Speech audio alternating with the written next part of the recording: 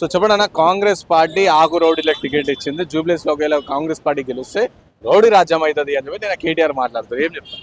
నేను ముందుగా కేటీఆర్ ను ఒకటే మాట అనదలుచుకున్నాను. కేటీఆర్ గారు అవివేకంతో విఘ్నత కోల్పోయి మాట్లాడుతూ ఉన్నాడు.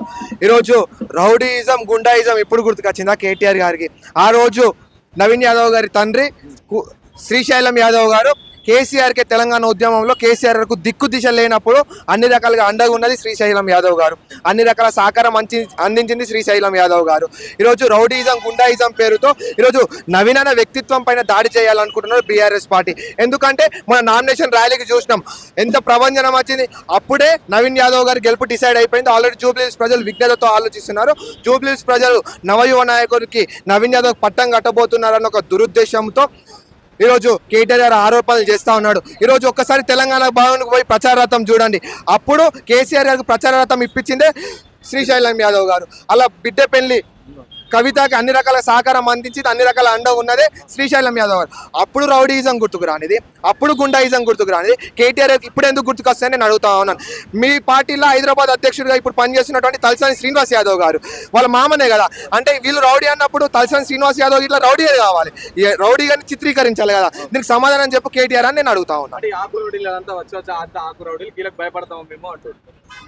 ఇది పసలేని ఆరోపణలు. ఆల్రెడీ జూబ్లీస్ ప్రజలు విఘ్నతతో ఆలోచించి జూబ్లీస్ లో గత ప్రభుత్వం ఎప్పుడు ఏమి చేయలేదు, డెవలప్మెంట్ ప్రోగ్రెస్ ఏమి జరగలేదు అని జూబ్లీస్ ప్రజలకు ఆల్రెడీ తెలుసు.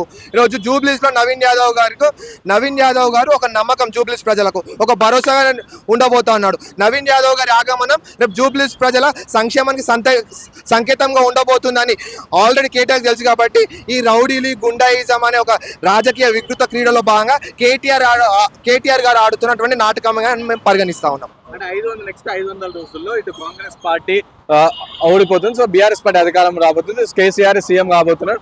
500 రోజులు ఆగండి అని నిన్న కేటీఆర్ మాట్లాడుతుంది. 500 రోజులు మేము ఆగుతాం, జూబ్లీహిల్స్ ప్రజలు ఆగుతారు. 3500 రోజులు ఇట్లా ఆగారు. 3500 రోజులు ఏం చేసిండు?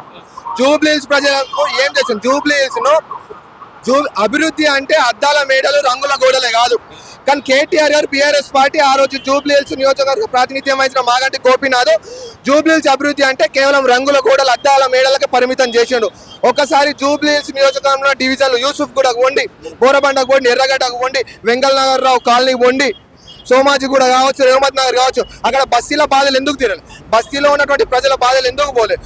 కేటీఆర్ గారు అప్పుడు municipal chairman, municipal corporation minister గా చేశారు. అటు మూసిలో మురికి తీయలేడు, ఇటు బస్తీలలో మూసి మన మురికి కాలువలకు పరిష్కారం చూపకపోయే. ఈరోజు కేవలము చిత్తశుద్ధితో నిబద్ధతతో కాంగ్రెస్ పార్టీ, ఇందిరమ్మ రాజ్యం, రేవంత్ రెడ్డి సర్కారు కేవలం అప్పుడు ప్రభుత్వం ఏర్పాటు చేసినప్పుడు ఇప్పటి వరకు జూబ్లీహిల్స్ కి 150 కోట్ల డెవలప్మెంట్ యాక్టివిటీస్ జరుగుతూనే ఉన్నాయి. జూబ్లీహిల్స్ నియోజకవర్గంలో 1,00,000 కుటుంబాల వరకు లబ్ధి చేకూరుస్తా ఉన్నది రేవంత్ రెడ్డి సర్కార్లా.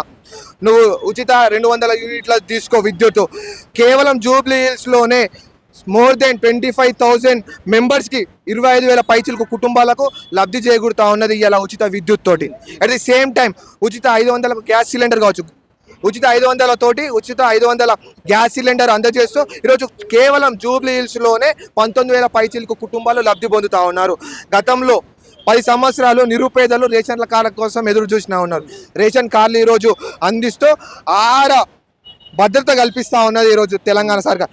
కేవలము జూబ్లీహిల్స్ లోనే 14,000 పైచిలకు రేషన్ కార్డులు అందించినటువంటి ప్రభుత్వం కేవలం ప్రజాప్రభుత్వం రేవంత్ రెడ్డి సర్కారు. ఒకవైపు సంక్షేమం, ఒకవైపు అభివృద్ధి సమతుల్యతో ముందుకు పోతా ఉన్నది. 826 కోట్లతోటి హైదరాబాద్ మహానగరంలో మన అండర్ పాస్లు కావచ్చు, ఫ్లైఓవర్స్ కావచ్చు, అన్ని నిర్మాణం కొనసాగుతూ ఉన్నాయి. 162 కోట్లతోటి విద్యుత్ లైన్లను ఏర్పాటు చేస్తూ ఉన్నాం. మొన్నటికి మొన్న 11 కోట్లతోటి 13 కిలోమీటర్ల పొడవున హెచ్టి లైన్ల ఆధునీకరణ ఇట్లా జరుగుతూ ఉన్నది. ఈరోజు కొత్త ట్రాన్స్ఫార్మర్లను నిర్మిస్తూ ఉన్నాం, ఫ్లైఓవర్లను నిర్మిస్తూ ఉన్నాం, అండర్ పాస్లను నిర్మిస్తూ ఉన్నాం. ఇట్లా హైదరాబాద్ మహానగరాన్ని అభివృద్ధి పథంలో రేవంత్ రెడ్డి సర్కారు ముందుకు తీసుకుపోతున్నటువంటి తరుణంలో కేసీఆర్, హరీష్ రావు అవాస్తవమైనటువంటి ఆరోపణలు, అవన్నీ సత్యదూరమైనటువంటి మాటలన్నీ సందర్భంగా నేను తెలియజేస్తా ఉన్నాను. ఒక్కటైతే గట్టిగా చెప్తా ఉన్నాను, జూబ్లీహిల్స్ లో జూబ్లీస్ లో ప్రతి గల్లీలో ప్రతి వాడలో ఒకటే మాట అంటున్నారు, అందరి నోట ఒకటే మాట, నవీన్ యాదవ్ గారి గెలుపు పాటనే సందర్భంగా నేను తెలియజేస్తా ఉన్నాను. ఇంకోటి అయితే గంట పదంగా నేను చెప్పదలుచుకున్నాను. గత 10 సంవత్సరాల్లో జూబ్లీహిల్స్ విధ్వంసానికి, అవినీతికి, అన్యాయానికి గురైంది. కానీ ఈరోజు జూబ్లీహిల్స్ ప్రజల బతుకులు మారాలన్నా, బాధలు తీరాలన్నా, కష్టాలు పోవాలన్నా, జూబ్లీహిల్స్ ప్రజల కన్నీళ్లు ఆగాలన్నా ఒకటే మార్గం నవీన్ యాదవ్ గారి గెలుపు మార్గం అని సందర్భంగా నేను తెలియజేస్తా ఉన్నాను.